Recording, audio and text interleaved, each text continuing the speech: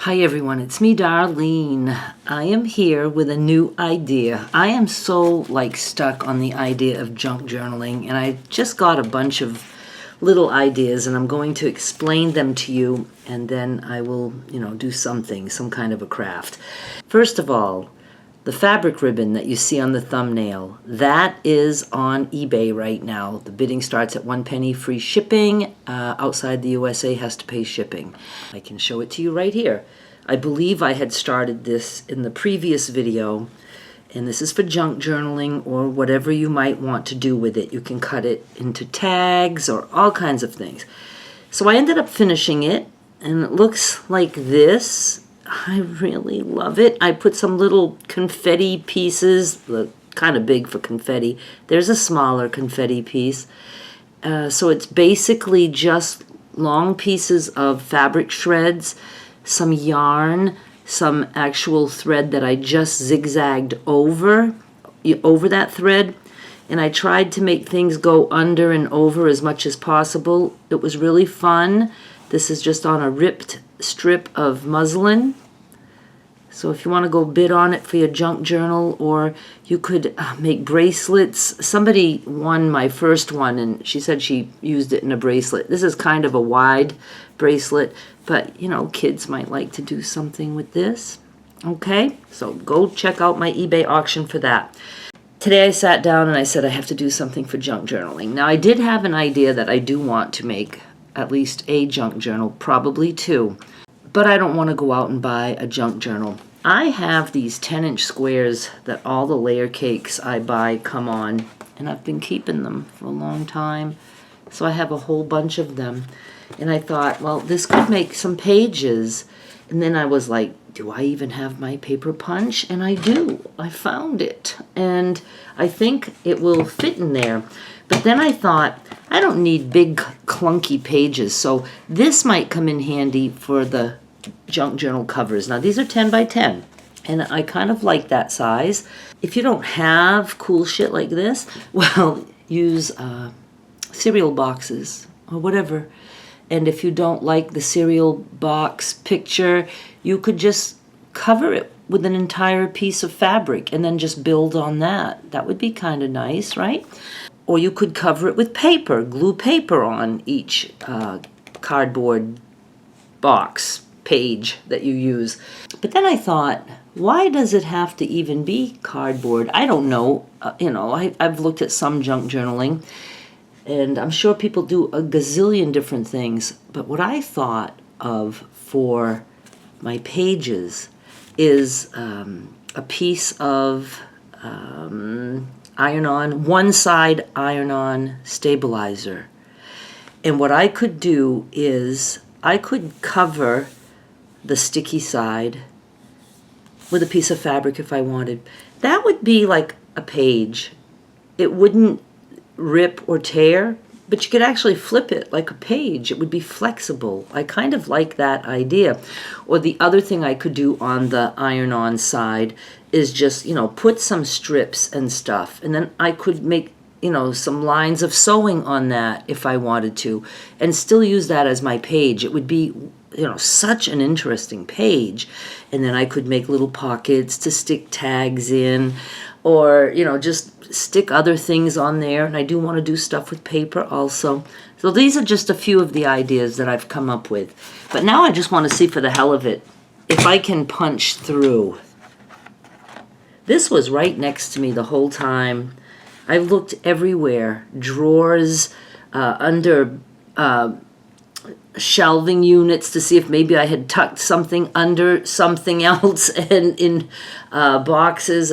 Couldn't find it, and I thought that it got lost in the move, but I have it. And it was right on the desk next to me between two of my little shelving units that I built. Okay, let's see. It fits perfectly. God, that was easy.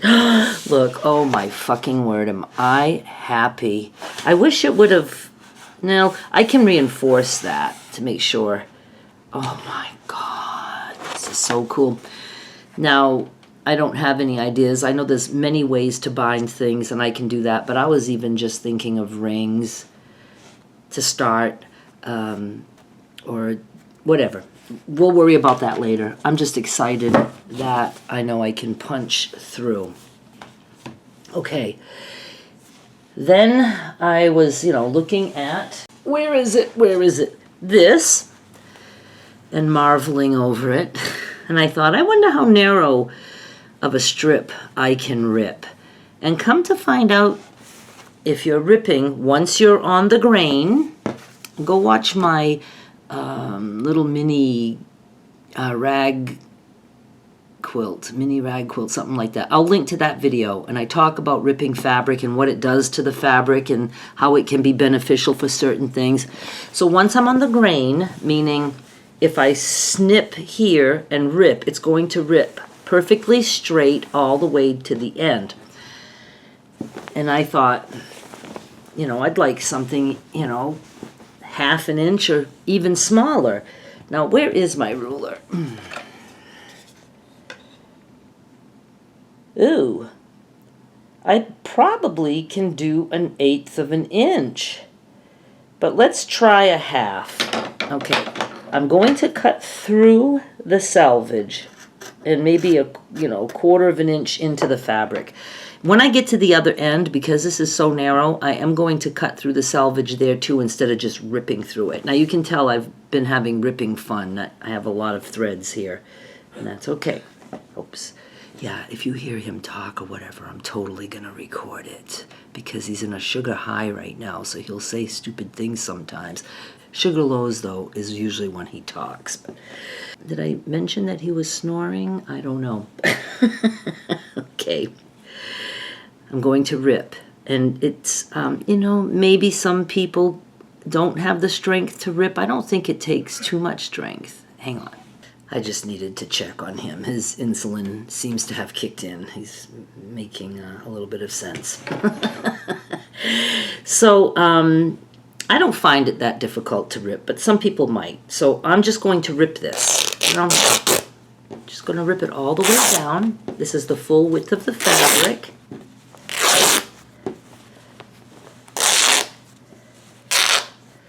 And then when I get to here, I will cut through the selvage a little bit because I still want a ripped effect there. Oh yeah, no, I'm going to cut right through. Selvages are different, Some are easier to go through than others. Okay, so it curls up, and you will have strings to get rid of.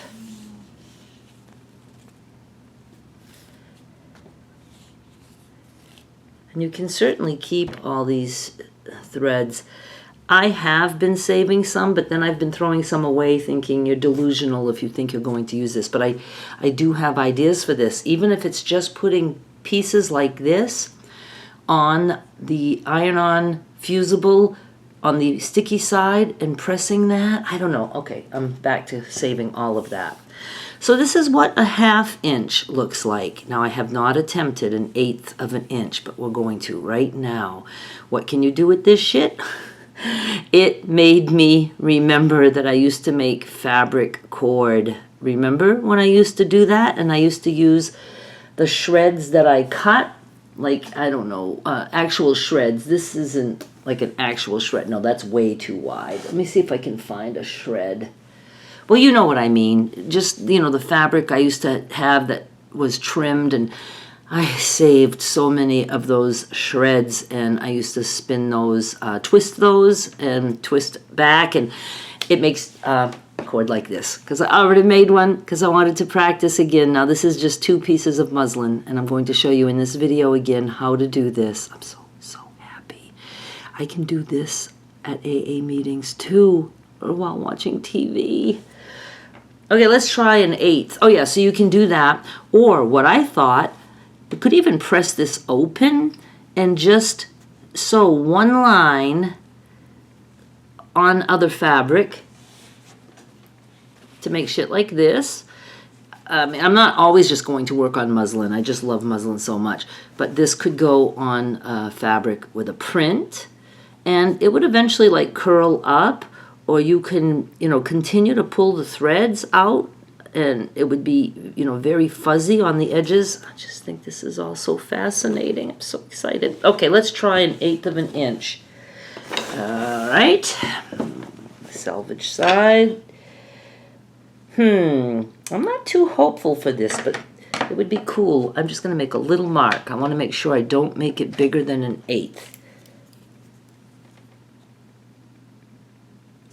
Is that a mark I can actually see? I think it is. And the reason it rips straight is because you're on grain. You're going between threads, the threads that are going in this direction. All right, I'm sure that made a lot of sense. Right, okay, I'm cutting an 1/8 of an inch. Now I'm thinking, and I cut well past the selvage, I'm thinking that it should still rip straight across, but maybe if it gets too narrow, maybe it would jump over to the next row of threads. I don't know. And I'm expecting it to curl. Okay, here we go, I'm scared.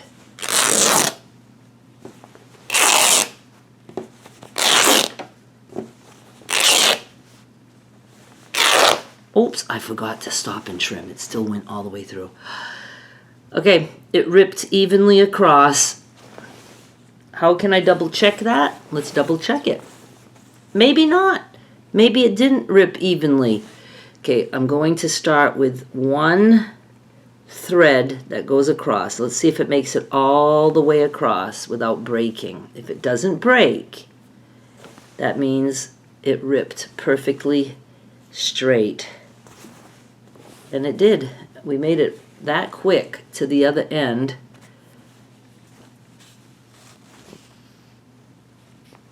And it was straight the whole time. This is it right here. Anyway, trust me, it was straight. Or maybe it was this one.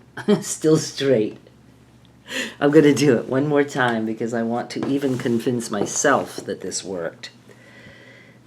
Okay, find the thread that's going across. Okay, it's going across. I'm going to do it more carefully this time. I take this very, very seriously. I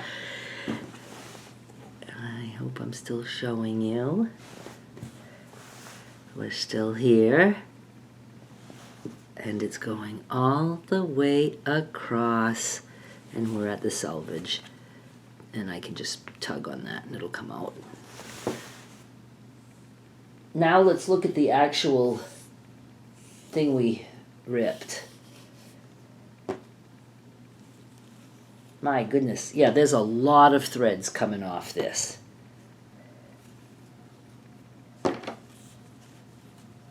Okay. There's still some threads that want to come off this. So we're really left with just a tiny, narrow piece. Why is my thread stuck here? Well, I'm just going to get those off somehow. I'm just yanking them off. Okay. This is what this looks like. Trying to show you and also look so I can see what I'm showing you. Yeah, very, very narrow. I wouldn't attempt pressing this open because I think I'd be burning my fingers, but it could be used for craft rope, or again, lay it down and just do zigzag on top of it. I like to use my clear thread, but you wouldn't have to. Oh, this is cool. Now, I think on muslin, I'd probably be more apt to want to use a colorful yarn or a variegated, not yarn, thread, or a variegated thread where the color changes. You could put this all on top of a print.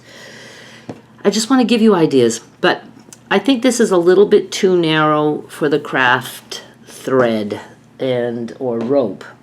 I don't know what I'm talking about. I need insulin too. The craft rope, like this. And let's do that. So I'm going to rip a 1/2 inch strip of muslin, but I'm going to mix it with something else. So let me rip my strip first, and I'll do that on camera because I know you're so fascinated by it.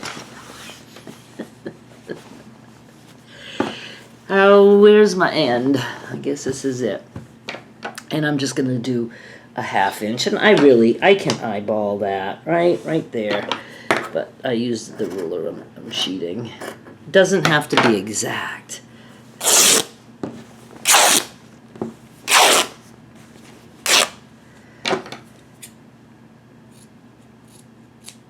Okay, now let me find some other print. Let's do a strip of batik, because batik is the same on both sides. Now if you do a strip that's, you know, like one color, a print on one side, and sometimes it's like almost white on the back side, that's okay too. As you're turning, you're going to get an even amount of the colorful print and the back side, and it all works. But I have some batiks here, and we're going to be able to test the ripping quality. And now look, this one is not. People think it's identical. No, it's much brighter on this side, but this is still colorful, so that'll be beautiful, I hope, if it works. Okay, I'm eyeballing a 1/2 inch because I'm a grown-up and I can do that. Let's see if it works. Oh, it might not be on grain. Oh, it's not. Look how it's getting so much wider. Alright, so that's sad. Fabric is like, we never get it on grain. But you know what? Can't I start from here? Let's see before I waste more. Let me see if I can have the strength to rip. I'm going to trim it on the ripped side because we know... Wait. What side am I supposed to be ripping it on? The ripped side is on grain. Shit, I did that wrong. Well. Okay, let's turn it. And I'll do my 1/2 inch here. I won't be able to have it as long as the other piece, but I think I've got this right. Oh, this is so easy to rip.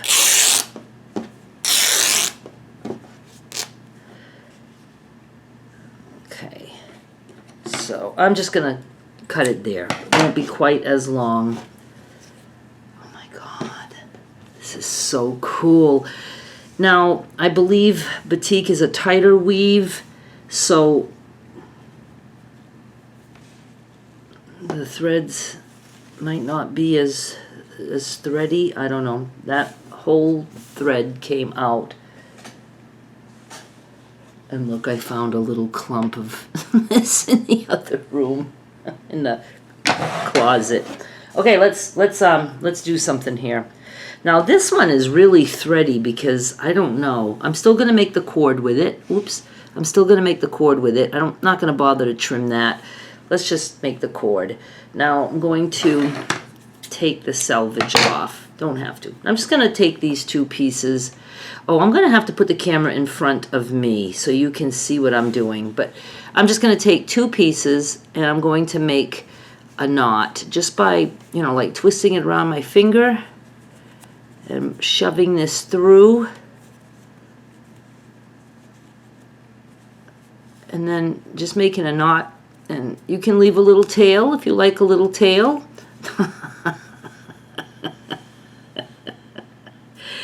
And we have a knot. All right, now I'm going to move the camera. Don't be mad, but I'm going to send you to my other video. I started doing this, that's why it's like, you know, pretty twisted. And I thought, why do the whole thing over again when I've done it before? I can't remember how long ago it was, but I'm going to send you to my other video. I still will show you a little bit here how I start this. But go watch the other video and it's going to give you more tips. And it's going to show you how to do it so you don't have to do long strips. I think I can handle, you know, 45-inch strips. But in that video, I probably did strips no more than a foot to 2 feet, maybe 2 feet long.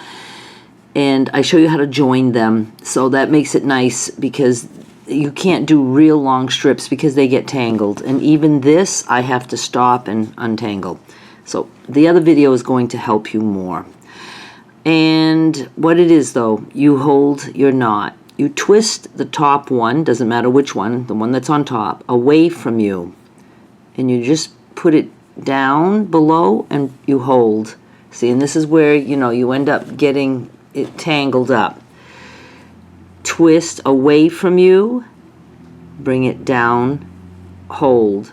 Twist away from you, bring it down, hold. Twist away from you, bring it down, hold. And that's all you do, all the way down. And then at the end you just make another knot. But it is cool to, you know how to join, because see how twisted this is? I have to constantly, but again, I wouldn't mind if I'm, you know, doing this length. And when you are done, or when you need to take a break, you just put a clothespin. That's what I used in the other video. Anything that's going to hold this, a paper clip would work. And see, you can see the beginning of the cord. And it's really cool. The other video was all done with batiks, and it wasn't ripped. They were cut. So I'm glad I'm sending you there, because you'll be able to see the cut strips. It was like trimmings from when I would, you know, cut things for sale, like squares or whatever, and it'll give you some other ideas. And that's it. So go see the other video. I'm going to, let me go get the name of the video in case you don't know how to find the description of this video. I'll have it in the description of this video. I will have it on the end screen also. And let me just find out the name. Hang on. Okay, so if you want to just search for the other video, you could search Darlene Michaud, How to Turn Fabric Scraps into Craft Rope. And I see that I uploaded that October 29, 2019. And I see that in the description of that video, I send you to an even older video on my Darlene's Crafty Crew channel. And you might want to watch that one too, because I took a quick peek and see that I was using, my goodness, India cotton scraps and bigger pieces. So I don't know really everything that I did in that one, but you can go check it out. Okay, I love this so much. So here's what I'm going to do. I'm going to finish this, and when I do the next junk journaling video, this will be on eBay, and I'll start the bidding at a penny. I'm just having fun, you know, making things, and I will, you know, sell the things that I make as I go. So you'll see that in the thumbnail, just like this time you saw the fabric ribbon that I finished. Now, if you want to see me work on that fabric ribbon, I believe that's what I did in the previous video, so just click on the playlist link and you can just start from the beginning. I'm only a few videos in. I think this is only the third one. And you can catch up and just follow along. And yeah, I like this very much. And again, this doesn't have to be just for junk journaling. It can also be for bracelets. See how cool that would be. I don't know, you could embellish quilt blocks maybe. I don't know why we don't embellish quilts more, like a you know, crazy quilt. You can add stuff. Crazy quilts traditionally are all different fabrics, like velvet and denim, and you know, just whatever you have, and you can embellish your pieces with buttons and bows and ribbons and maybe even craft rope. I think it would be super cool to do like a denim quilt with denim squares, and in the ditches, instead of stitching in the ditch, you know, you could put a piece of craft rope like this and then zigzag, and that would be between all your pieces. And that's a good way to do the quilting too. I think I might have to do that. We'll do that maybe, huh? Okay, that's enough dreaming. Thank you so much for watching. Go find that other video, and I'll be back with more soon. Subscribe. Bye.